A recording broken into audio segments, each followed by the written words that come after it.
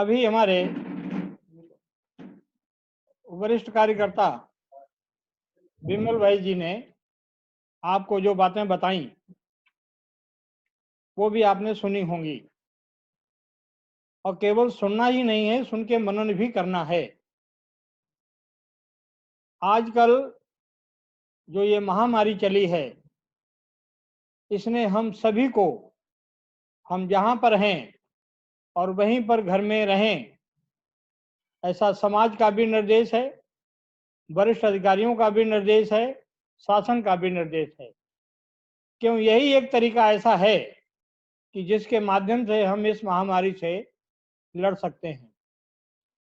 बंधुओं, ये आज कोई पहला विषय नहीं है।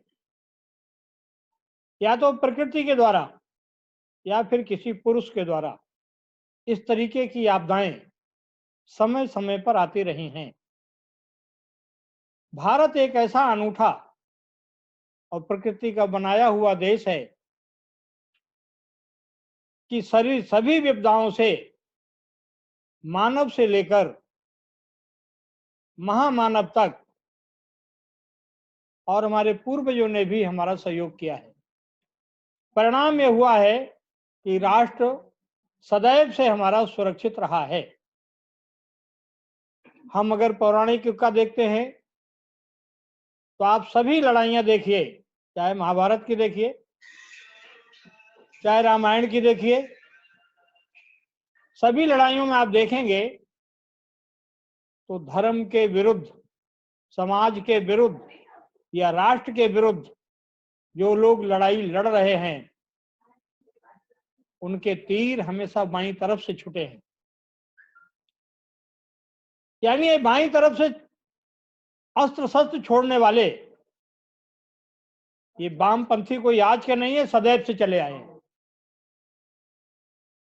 तो ऐसे वामपंथियों से,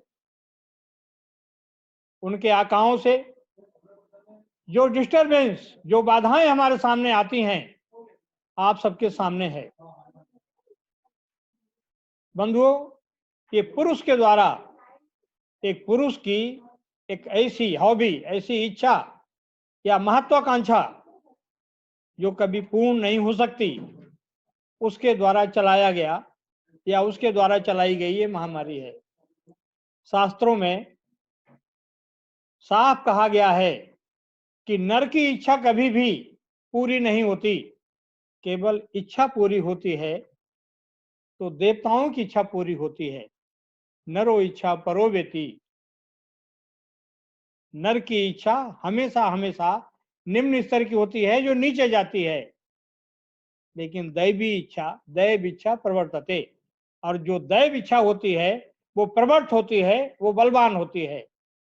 तो ये प्रकृति का सहयोग लेकर के जो एक ऐसा बेजान सी चीज और छोड़ी, उसने एक महामारी का रूप ले लिया, और विश्व के पटल पर आज हम देखते हैं तो लगभग लगभग 150 पौने 200 राष्ट्र इसकी चपेट में हैं। उसमें से भारत भी चपेट में है, लेकिन भारत का नेतृत्व सजग प्रहरी की तरह खड़ा है। समय से निर्णय लिया, समाज को सचेत किया, और हमने उसका प्रबंधन किया। उस प्रबंधन के कारण आज भारत विश्व को नेतृत्व दे रहा है। आज भारत विश्व का नायक बना हुआ है। सारा विश्व ललचाई हुई आंखों से भारत की तरफ देख रहा है। भारत की तरफ देखने का मतलब आप सबकी ओर देख रहा है। आप इस भारत के, इस राष्ट्र के अंगभूत हैं। आप भी अपनी अपनी जगह पर सजग हैं। आप अगर मुझे देख रहे होंगे तो हम यहाँ 3 कार्यकर्ता बैठे हैं और तीनों की दूरी पर्याप्त है। हमने भी सोशल डिस्टेंस बनाया हुआ है। ऐसी अपेक्षा हम अपने कार्यकर्ताओं से करते हैं। एक लंबे समय के बाद सारे कार्यकर्ता हम एकजुट हों, एक दूसरे की आवाज सुने, एक दूसरे के मन में क्या है हम ये सुने। आज ये सर्वत्र पूरे देश में इसी पैथी को लेकर के हम वार्तालाप कर रहे हैं।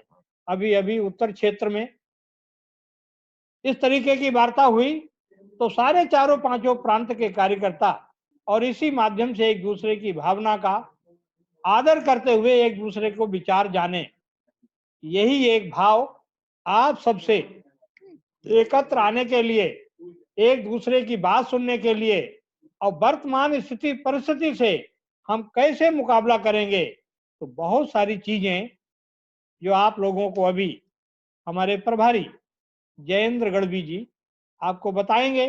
आप उन्हें सुने भी और सुनने के बाद लिखें भी और लिखने के बाद एक चिंतन करें। सभी पहलुओं को उन्होंने टच किया है। आज हम जिस स्थिति में हैं, आज की स्थिति, आने वाली स्थिति और आने वाली स्थिति से भी आगे वाली आने वाली स्थिति, सभी बिंदुओं को उन्होंने छुआ है। आप उन्हें सुने, ये मेरा आग्रह है। बहुत सारे पॉइंट ऐसे हैं डियर, जो आपको नोट करने से ज्यादा अच्छा होगा, क्यों आपको भी नीचे उतारना है धरातल पर। आप हमारे एक ऐसे कार्यकर्ता हो जो धरातल पे जुड़े हुए कार्यकर्ताओं के साथ जुड़े हो। हम आपसे जुड़े हैं। तो भारतीय मजदूर संघ का संगठन टॉप से लेकर के बॉटम तक एक ही सोच का, एक ही भावना को लेकर के काम कर रहा है। उसी काम के रूप में आप सब लोग आज एकत्रित हुए हो। अपने अधिकारी का, अपने नेतृत्व का, जो अभी आपके सामने बोलेंगे, सुने, यही आप लोगों से मेरा निवेदन। लीजिए।